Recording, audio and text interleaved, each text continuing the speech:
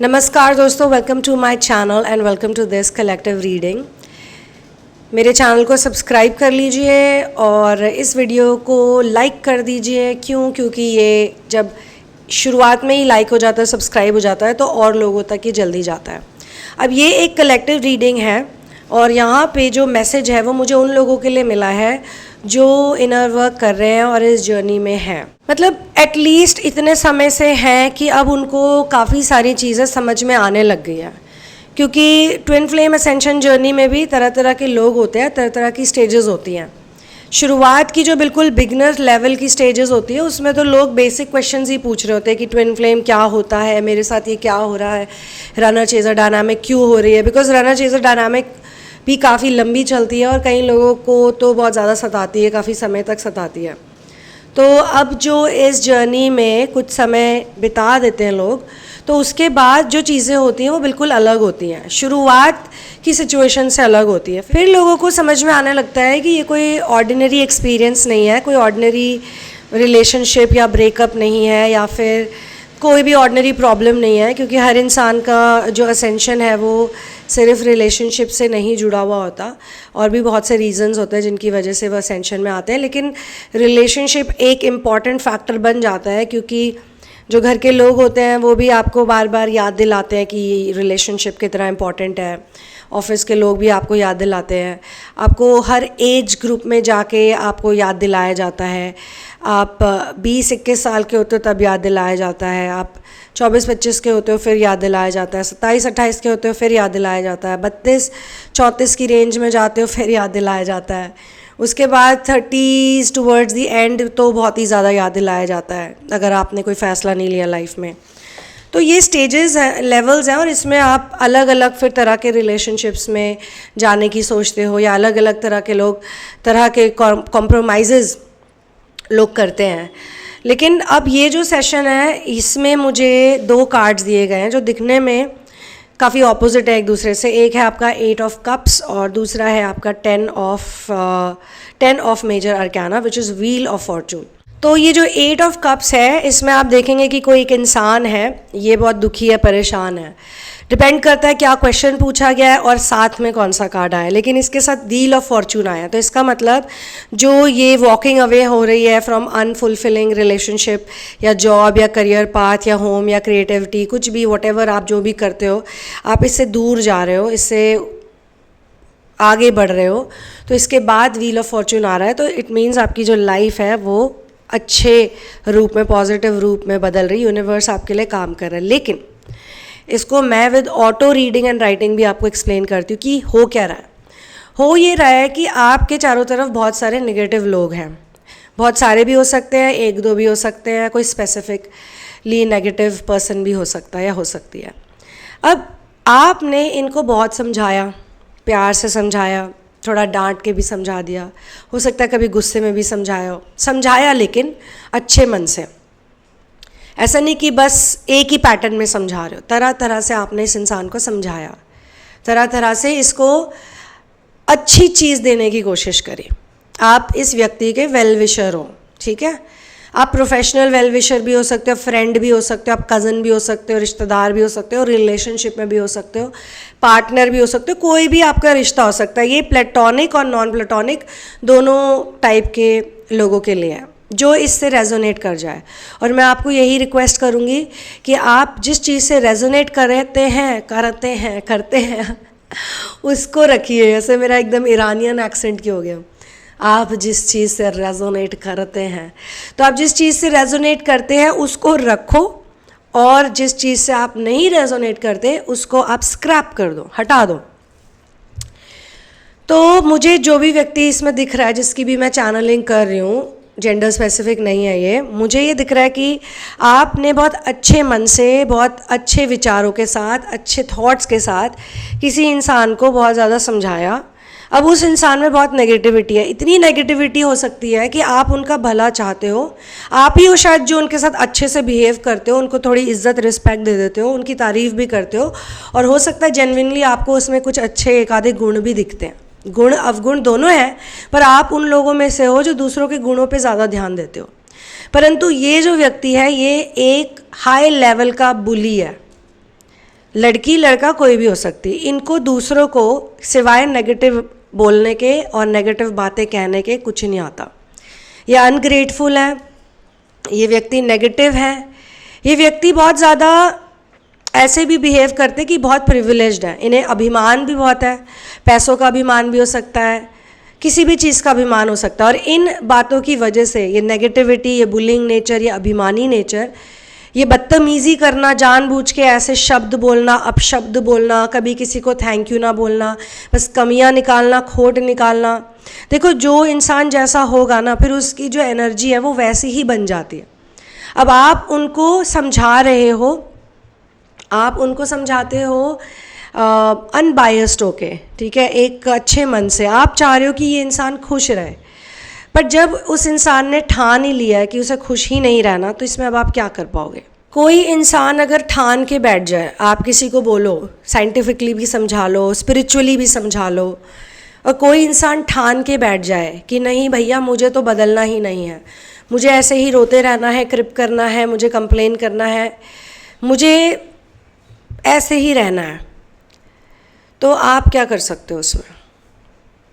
आज की ये चैनलिंग इसी बात के ऊपर है कि ये जो भी व्यक्ति हैं, आपने फाइनली इन पे गिव अप कर दिया है। अब आप इनकी कोई मदद नहीं करना चाहते, अब आप इन पे कोई अटेंशन नहीं देना चाहते, अब आप इन पे अपना समय ज़ाया नहीं करना चाहते, क्योंकि आपने इनको समझाया बुझाया, आपने इनको जितना आप कर सकते थे अपनी क्षमता से आगे जाके आपने किया। इस इंसान के अंदर कोई ग्रैटिट्यूड नहीं है, ये बस और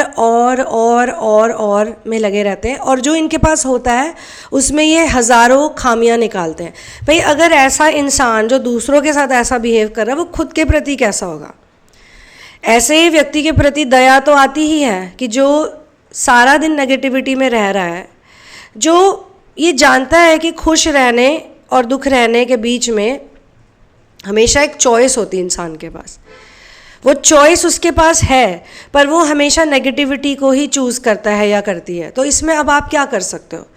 आप उनको जितना भी अच्छा ट्रीट करते हो, उनके साथ एम्पथाइज़ करते हो सकता है आपको सिंपैथी हो, आप उनके लिए जितना भी करो, वो आपको पलट के आप ही को नेगेटिव बोलेंगे, जबकि वो ये जानते हैं कि शायद जिस तरह से आप उनको ट्रीट कर रहे हो कोई और नहीं करेगा। हो सकता है बीच बीच में ये दूसरों के पास भी जाते हैं, व्यक्ति जाता है या जाती है, दूसरों के पास भी जाते हैं, लेकिन उनको उस तरह से कोई नहीं समझाता जैसे आप समझाते हो।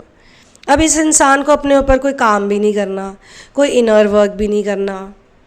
भाई अगर किसी को कोई प्रॉब्लम है तो उस इंसान के अंदर भी तो इच्छा होनी चाहिए ना उसको सही करने की, सुधारने की।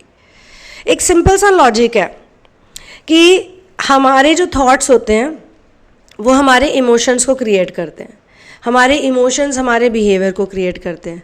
अब ये बिहेवियर हमारा गुड बिहेवियर होगा या बैड बिहेवियर होगा, ये तो हमारे थॉट्स पे डिपेंड करता है टोटली। पर कई दफ़े भगवान आपको भी टेस्ट कर रहे होते हैं असेंशन जर्नी में। ये आपका भी टेस्ट हो सकता है कि आपने उस इंसान के थ्रू बहुत इंपॉर्टेंट लेसन सीखना है। इसीलिए ये व्हील ऑफ फॉर्चून आया यहाँ पे, जिसमें मुझे ये दिखाया जा रहा है कि इस इंसान से डील करते करते करते आपकी जो चमड़ी है वो टॉर्टोइस की स्किन जैसी हो गई है, आपकी चमड़ी मोटी हो गई है। और आपने इस इंसान को देख देख के ही कि कोई इंसान ऐसा भी हो सकता है, कोई इतना भी फ्रस्ट्रेटेड रह सकता है ज़बरदस्ती, और कोई इंसान जानबूझ के। देखो एक कार्ड मैंने और निकाला जब इस व्यक्ति की पर्सनालिटी के ऊपर, तो मुझे ये भी दिखाया जा रहा है कि ये व्यक्ति वैसे इंटेलिजेंट है। ये लड़का या लड़की जो भी है, ये मादा और नर जो भी है, ये अंकल या आंटी जो भी हैं, ये मेल बॉस या फीमेल बॉस हो सकते हैं जिनके प्रति आपको एक कनेक्शन है या सिंपैथी है। ये जो भी है, ये व्यक्ति इतना भी बेवकूफ़ नहीं है, ये एक इंटेलिजेंट इंसान है, मतलब इतना दिमाग इसमें है। बट या तो ये आपके साथ ही ऐसे बिहेव करता है या करती है क्योंकि आपको देख के उसको लगता है आप एक अच्छे इंसान हो। कई बार ऐसा होता है, जो लोग नेगेटिव होते हैं ना, उनको बड़ा मज़ा आता है दूसरों को हर्ट करने में। अब वो किसी नॉर्मल इंसान को जाके हर्ट नहीं करेंगे, या कोई पहले से ही नेगेटिव भरा पड़ा है उसको नहीं करेंगे, वो ढूंढेंगे अपने शिकार को, अच्छा ये इसको चलो आज तंग करते हैं। या वो ये देख रहे हैं कि आपके अंदर कंपैशन है, आप कंपैशनेटली उनका ध्यान रख रहे हो, कंपैशनेटली उनको समझा रहे हो, उनकी केयर कर रहे हो, तो वो कहेंगे कि अच्छा इसको तंग करते हैं आज। एनर्जी, ये सब एनर्जी के खेल हैं। अब वो आपको तंग कर पाते हैं या नहीं, ये आपके ऊपर है। कई दफ़े ये हो सकता है कि आप उनको कुछ बहुत बढ़िया बात समझाते हो, अच्छी चीज़ समझाते हो उनको, अच्छा ज्ञान देते हो उनको, कहते हो कि रेजिस्ट मत करो, गो विद द फ्लो, ये वो अच्छे से समझा रहे हो, बी पॉजिटिव। तो वो इंसान सोचता है चलो मैं इसी पे आजमाता हूँ। ये ट्विन फ्लेम वर्ल्ड में बड़ा मैंने देखा है कपल्स के बीच में कि डिवाइन फेमिनिन जाके जो भी उस टेम्पलेट में है वो मैस्कुलिन को जाके बोलती है कि तुम्हें ऐसे करना चाहिए, तुम्हें ऐसे करना चाहिए, तुम्हें रिएक्ट नहीं करना चाहिए, तुम्हें हैप्पी रहना चाहिए। तो वो सोचता है अच्छा ये मुझे समझा रही है, चलो। अब जब उन दोनों की लड़ाई हो जाती है तो वो उसे वही बात रिपीट करके बोलता है। ये नार्सिसिस्टिक फैमिलीज़ में भी बहुत होता है, ये मदर चिल्ड्रन रिलेशनशिप में भी बहुत होता है, जो रिलेशनशिप्स वॉप्ड होते हैं। माँ बच्चे को समझाती है कि बेटा ऐसे करो ऐसे करो, बच्चा पूरे ध्यान से माँ को देख रहा है या बाप को देख रहा है, अपने फादर को देख रहा है, और कहते हैं आपने तो मुझे ये समझाया था, फिर आप ही खुद ऐसा क्यों कर रहे हो, आपने तो मुझे उस दिन कहा था ऐसे मत बिहेव करो, फिर आप आज ऐसे क्यों बिहेव कर रहे हो। तो ये भी एक पैटर्न हो सकता है यहाँ पे। अब जो भी है पैटर्न, टेस्टिंग का पैटर्न है नहीं है, जो भी है, आपने डिसाइड कर लिया है कि अब आप इस इंसान की नेगेटिविटी से अफेक्ट नहीं होगे। और आपने एक चीज़ और भी सोच ली है, जो आपको प्रैक्टिकल कोर्स आपने कर लिया, उस तरीके से आपको मिला है कि कोई अगर दुखी रहना चाहता है ना, कोई परेशान रहना चाहता है, तो आपने जितनी मेहनत कर दी, बट आप उसे मेंटली कैरी मत करो अपने साथ, क्योंकि वो उस इंसान का एक भोगता भाव है। अगर उसने भोगना है तो वो भोगता ही रहेगा या भोगती रहेगी, जब तक कि उसका डिवाइन टाइमिंग नहीं आ जाता।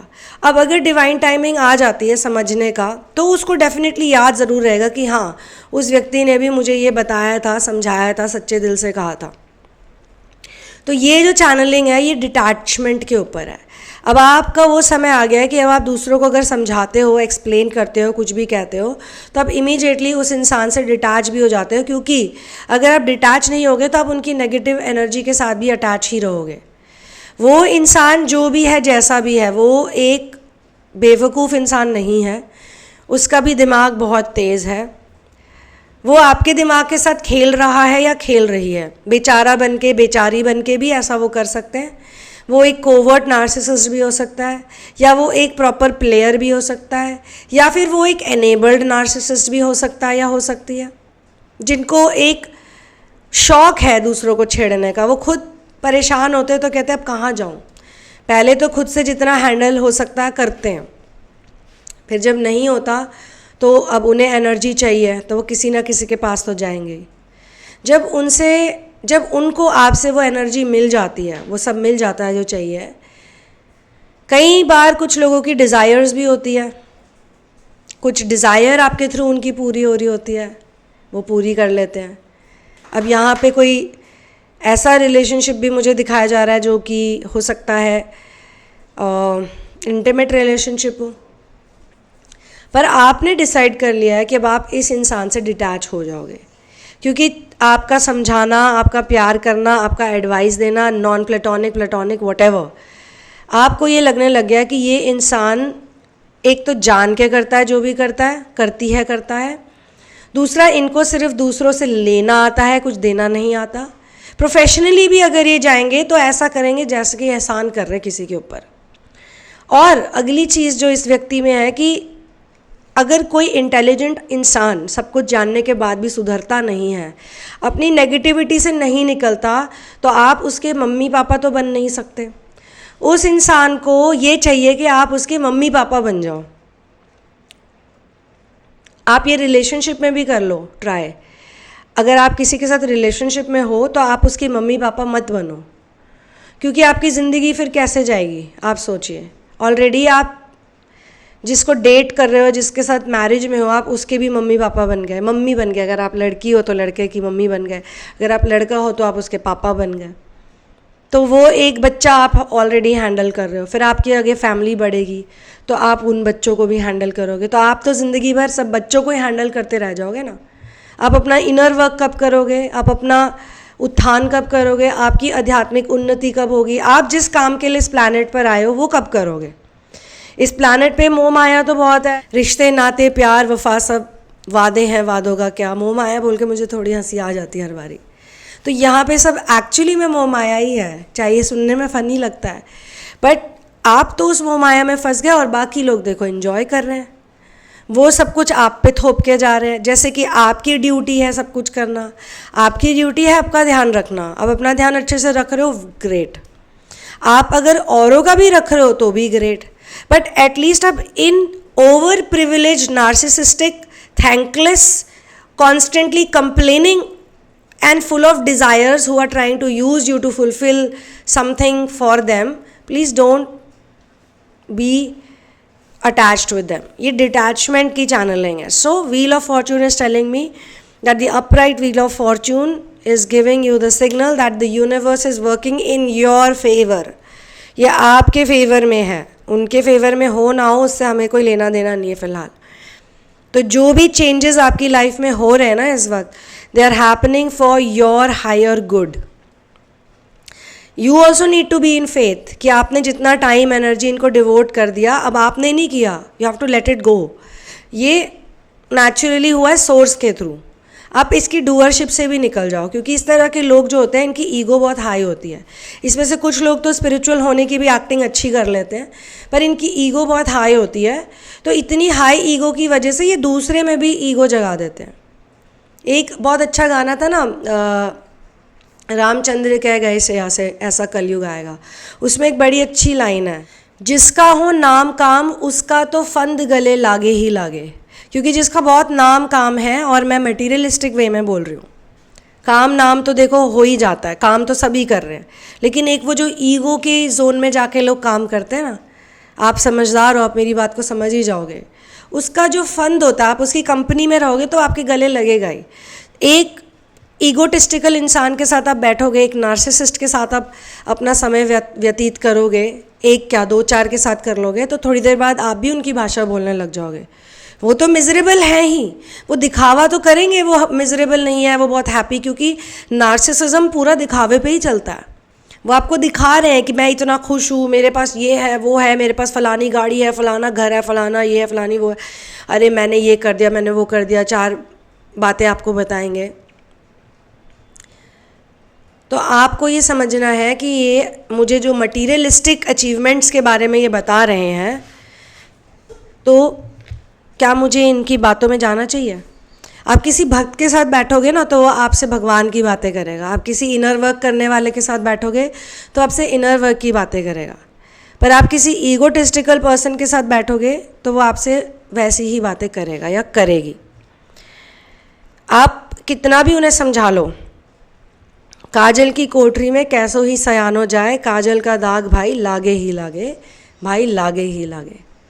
तो ये काजल की कोठरी में बैठे हुए हैं ये लोग, और आपको इनकी कोठरी में जाके इन्हें समझाना है, no, let them come out of there काजल की कोठरी, इनको निकलने दो बाहर। ये बाहर निकल के आपके पास आए तो आप इनके साथ करो वार्तालाप, और उसमें भी आपको एक मेंटल वो रखना है कि ये मुझसे रिएक्शन ले रहा है या ले रही। जहाँ ये आपसे रिएक्शन लेने लगे, चाहे आपको बुली करें, एक बड़ी इंटरेस्टिंग बात है, अगर कोई आपको बुली करता है, अगर कोई आपको गालियाँ देता है, अगर कोई आपकी बुराई करता है, वो आपको इल ट्रीट करता है विदाउट एनी रीज़न, यहाँ मैं आपको क्लियरली बता रही हूँ, विदाउट मच रीज़न और राइम, ऐसे अननेसेसरी, बस वो मूडी इंसान है, थैंकलेस है, तो वो आपके साथ गंदा बिहेव करते हैं और आप उनको कुछ नहीं कहते ना, तो उनके पुण्य भी आपको मिल जाएंगे। उनके ऊपर इतना पाप लग जाता है, पाप लग जाता है बहुत ज़्यादा। इंग्लिश में कहते हैं इसे सिन। तो ये जो चैनलिंग है इसमें 8 ऑफ वॉन्ड्स भी आया है। अगर आप इन बातों से रेजोनेट कर रहे हो, अगर आपकी भी अति हो गई है और आप समझ गए हो कि आपको रिएक्शन नहीं देना है, वही आपसे रिएक्शन मांग रहा है, वो इंसान, वो व्यक्ति, वो लड़की, वो लड़का, वो औरत, वो आदमी, व्हाटएवर, हुसएवर, क्या जेंडर है, जो भी है, वो आपसे एक रिएक्शन मांग रहे हैं हर वक्त। वो एक्चुअली हर किसी से रिएक्शन ही ले रहे हैं। वो जहाँ भी जाते हैं वो दूसरों को रिएक्ट ही करवा रहे हैं, और उनको लगता है कि बाकी लोग गलत हैं, बाकी सारी दुनिया ख़राब है, वो जो भी करे इट्स ओके। और ऐसे लोगों में एक प्रॉब्लम और भी होती है कि ये मूव ऑन नहीं करते हैं। इनके साथ कुछ हो जाएगा ना, इनका रिवेंज मोड हमेशा ऑन रहता है।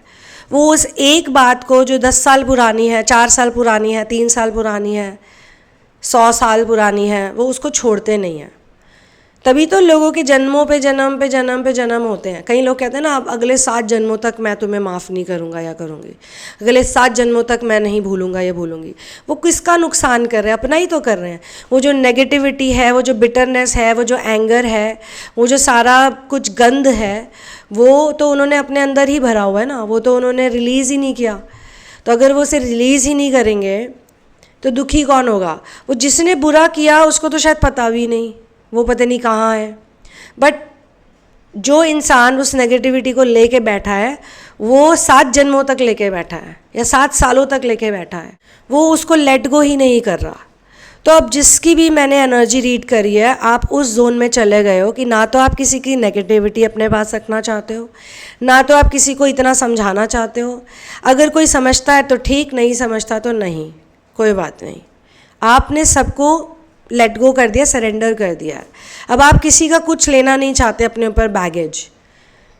तो ये है, आप समझ गए हो कि जो भी होना है वो अपने आप ही होना है। आप एक माध्यम हो सकते हो बीच में, आप एज अ माध्यम अपनी ड्यूटी करो, उसके बाद कोई भी चीज़ उस इंसान की मत लो। इससे एक बुद्धा का एग्जाम्पल भी मुझे याद आ रहा है। एक स्टोरी थी बुद्धा की कि उनके आश्रम में कोई इंसान आया था जो उन्हें बहुत अब्यूज़ कर रहा था।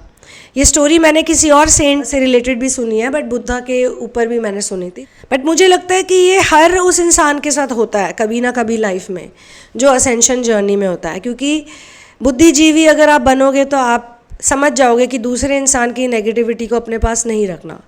तो बुद्ध भी अपने आश्रम में बैठे होते हैं और कोई उनको अब्यूज़ करते हुए आता है, उनको गालियाँ दे रहा है, उनको गंदा बोल रहा है, उनको नेगेटिव बोल रहा है, उनको अक्यूज़ कर रहा है, व्हाटएवर। उनके घर में कुछ लोग थे जो बुद्धा को फॉलो कर रहे थे उस व्यक्ति के घर में, and they were changing, they were happy. So this guy was very upset कि भाई ये क्या चल रहा है।